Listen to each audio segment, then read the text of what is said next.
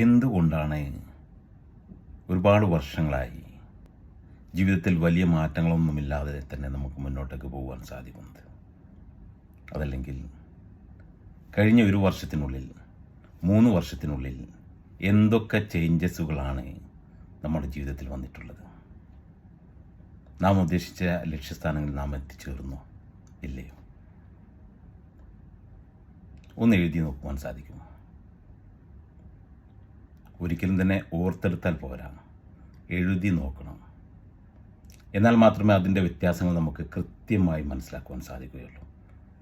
കഴിഞ്ഞ ഒരു വർഷത്തിൻ്റെ ഇടയിൽ, 3 വർഷത്തിൻ്റെ ഇടയിൽ, 5 വർഷത്തിൻ്റെ ഇടയിൽ നമ്മുടെ ജീവിതത്തിൽ വന്നിട്ടുള്ള മാറ്റങ്ങളെക്കുറിച്ച് നാം ഏതെങ്കിലും സന്ദർഭത്തിൽ നാം ഉദ്ദേശിച്ച സ്ഥാനത്ത് എത്തിച്ചേർന്നോ ഇല്ലയോ ഒന്ന് അനലൈസ് ചെയ്യുന്നതിന് വേണ്ടി ഒന്ന് എഴുതി നോക്കുവാൻ നമുക്ക് സാധ്യമാണ്. ഏറ്റവും വലിയ ഉത്തരം നമുക്ക് ലഭ്യമാവുന്നത് we are not ready to challenge our big goals.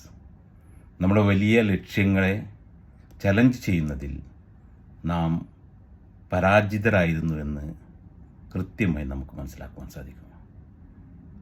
എന്തുകൊണ്ടാണ് നമ്മുടെ വലിയ ലക്ഷ്യങ്ങളിലേക്ക് നമുക്ക് എത്തിച്ചേരുവാൻ സാധിക്കാതെ വന്നത്?